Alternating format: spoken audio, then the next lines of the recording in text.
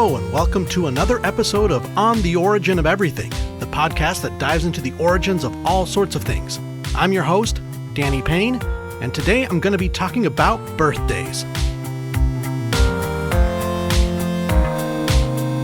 A celebration for having lived another year of life seemed to me like something humans had done since the very beginning, right?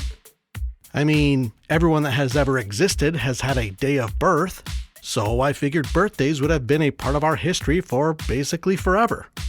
But celebrating a personal birthday is a pretty modern practice, actually. And what's with the cake and the candles? Where did the birthday song come from? We're going to get into all of that today. Let's get started.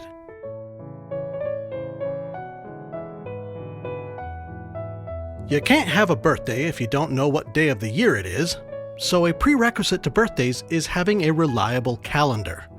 If you listen to our episode on timekeeping, you'll recall that for millennia, ancient cultures tracked time using the sun, the moon, and the changing seasons, and it wasn't until 45 BCE that we got a fairly accurate and reliable calendar, the Julian calendar. So, did the Julian calendar bring about birthdays? No, not really. Because in order to have birthdays, you also have to have good record keeping of births. And for most of human history, no civilization was keeping records on every person that was being born. Also, a person's age matters a lot now. Age indicates when you start school, when you can drive a car, when you can vote, etc. But that's not how it has always been. According to sociologists, age tracking is important only in bureaucratic societies for purposes of taxation, military service, schooling, and matters such as inheritances. A person's age in ancient times was not as significant, so celebrating birthdays was simply not a thing. Well, not for the average person anyway.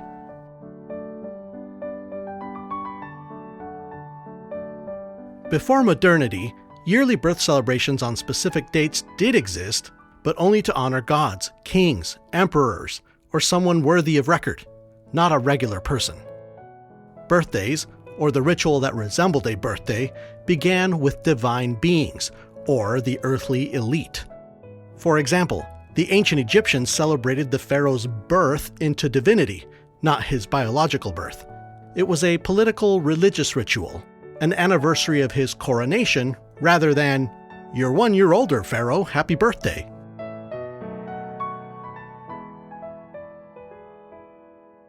The ancient Greeks celebrated the birth of their gods with big festivals. The birth celebration of the moon goddess Artemis, for instance, is particularly interesting because archaeologists have found evidence that part of the tradition involved offering round cakes and placing them on her altars. Some scholars speculate that some cakes might have had lit candles on them. It has been proposed that the round shape of the cake and the light from the candles were symbolic of the bright, round moon. It makes sense considering it was in honor of the moon goddess. This cake tradition is often cited as the precursor to the modern birthday cake. But remember, this practice was to honor deity, not people like you and me.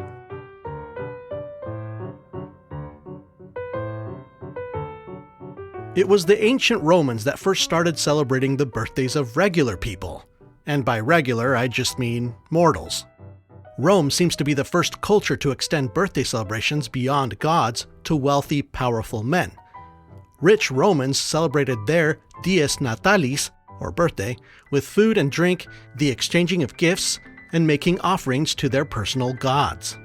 You see, each person had a tutelary deity, or guardian spirit. For men, this personal protective spirit was called a genius, and for women it was called a Juno. On the birthday of these elite Roman men and women, mostly men, they would honor their genius, or their Juno, aka their guardian spirits, with prayers, poetry, and even animal sacrifices at times. As I was reading about this, I thought, this sounds a lot like the patron saints of Catholicism, right? So I checked to see if there was any connection, and sure enough, this Roman concept of a personal protective patron helped shape how patron saints later functioned in the Roman Catholic Church. That blew my mind. And similar to how the Greeks offered cakes to the moon goddess, these Roman birthday celebrations included making cakes too, for either the birthday boy or girl as part of the feast, or as an offering to their personal guardian spirit.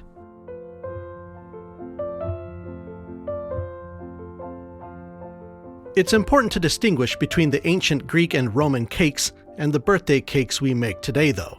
They weren't the same kind of cake. The ritual cakes of ancient Greece and ancient Rome were flatter, more like sweet bread or cheesecakes, sweetened with honey. A few examples from Roman culinary texts include a small honey cake made with flour and cheese called libum, a dessert-like baked cheesecake called sovillum, and a layered pastry called placenta. Yes, placenta. The 16th century Italian anatomist, Realdo Colombo, named the organ placenta because of its flat, round, disc-like shape resembling this specific type of cake. Who would have guessed that the placenta was named after the earliest birthday cakes? Wild.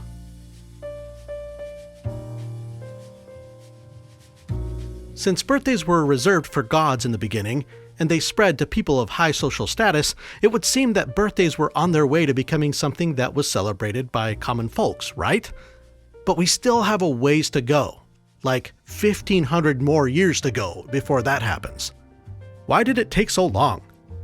To answer that, we have to talk about the perception of birthdays by Judeans and early Christians. Did you know that the Hebrew Bible mentions birthdays only one time?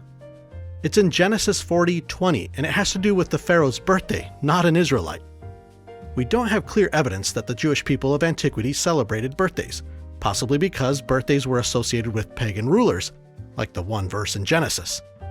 If they did celebrate their own birthdays, it doesn't seem to have been widespread, as there is no data to support that practice.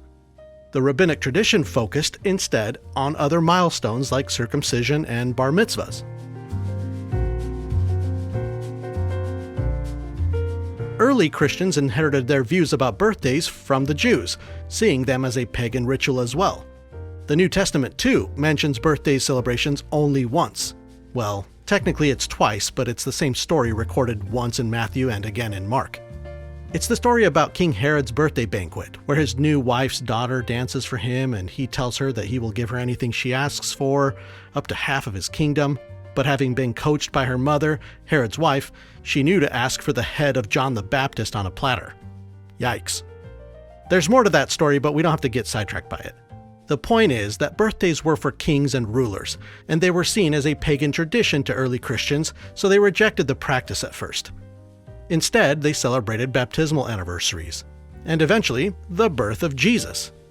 Jesus' birth became the first major birthday celebrated widely in Christianity. Once again, this was reserved for very important figures, and there's no one more important to Christians than Christ, of course. Celebrating your own birthday would seem sacrilegious, putting yourself on the same level as the King of Kings and Lord of Lords. It was unheard of.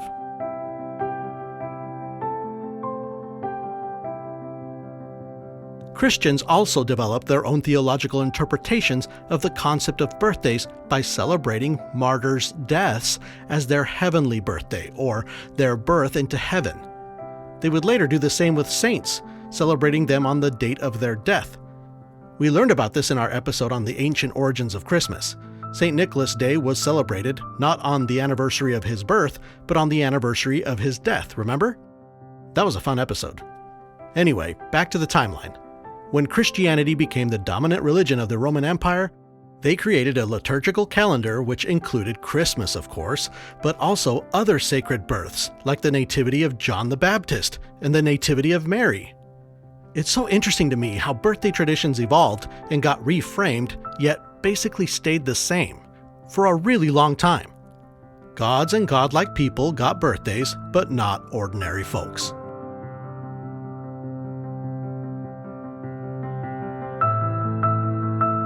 The customs surrounding birthdays would remain the same through most of the Middle Ages, with the exception of something called name days.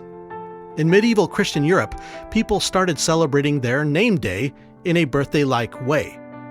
A name day is the feast day of the saint after whom someone is named. If your name was Nicholas, you'd celebrate yourself along with the festivities of St. Nicholas Day.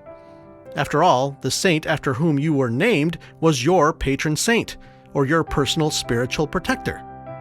This is what I was talking about earlier, how the Roman genius and Juno influenced how saints in Catholicism would later function. So, instead of having personal birthdays each year, Christians in medieval Europe had name days. We're getting a little closer to regular birthdays for regular folks, but we're not quite there yet. Aside from the emergence of name days, through the Middle Ages, birthdays continued to be celebrated only by people in power, like kings and nobles, following the Roman aristocratic tradition. Cakes during this stretch of time didn't progress toward the birthday cake traditions of today. They were mostly associated with weddings, religious festivals, or seasonal holidays, and still did not resemble the birthday cake of our time. Alright, I'm going to take a quick break right here, and when I come back, we'll step out of the medieval era to discover the modern origin of birthdays. Don't go anywhere.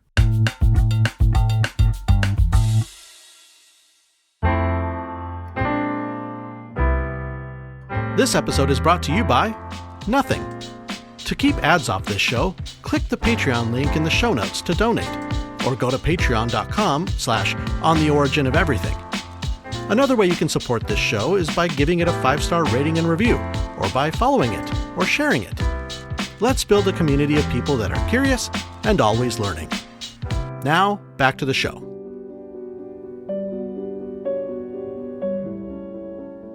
I mentioned before that calendars make anniversaries possible, and birth registrations allow for birthdays to be scalable beyond the elites. Widespread birthday celebration depends on societies consistently knowing and recording dates of birth. Before modern civil registration, which is defined as continuous, permanent, compulsory, and universal, records were often managed locally, typically by religious institutions, recording births, baptisms, marriages, and deaths. Many societies had some form of population listing, but they weren't perfect. In fact, global registration of all births is still a problem today. We have actually never really had a perfect system that accounts for every person that is born. But by the 18th century, many states had moved toward broad birth registration, and that's where we find ourselves on the timeline.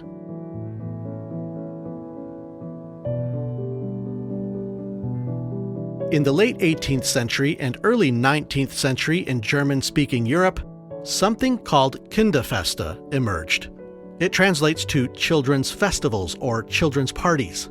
They were literally birthday parties for kids, complete with cake, presents, and candles, one for each year of life, plus one more for good luck for the coming year. So that last bit is different from what I'm used to, but everything else is there. How did this suddenly appear? Pretty much fully assembled. Well, from what I've already covered, the tradition of cakes and candles had been around for centuries, and in our Christmas episodes I explained that gift-giving has been a part of special celebrations for pretty much all of human history. But the curious part about Kinderfeste is the Kinder part of it. Why did Germans decide to suddenly start celebrating the birthdays of their kids? Well, no single person or organization was responsible for this new tradition.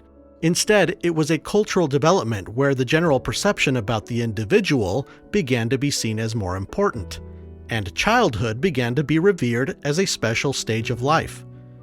With the rise of individualism ideas, the increased regard for childhood, and drawing from existing cake, candles, and gift-giving traditions, they created birthday parties, or Kinderfeste, for their kids. This tradition eventually spread through Europe and became the foundation of the modern birthday party.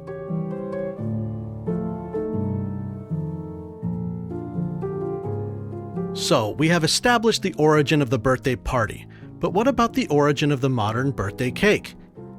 Because sugar was expensive and oven technology was still improving, it wouldn't be until the 19th century that the modern birthday cake started to take shape. Industrialization caused sugar prices to drop, and for the first time in history, sugar was accessible across all classes.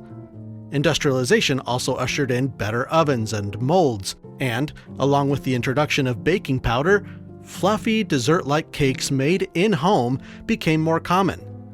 It really wasn't until the 20th century that the birthday cake we recognize as a layered, iced, spongy dessert became the standard.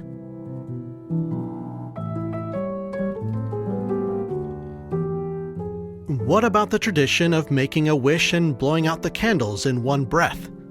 It's a birthday staple now, but when you try to trace it back to ancient times, you keep hitting dead ends.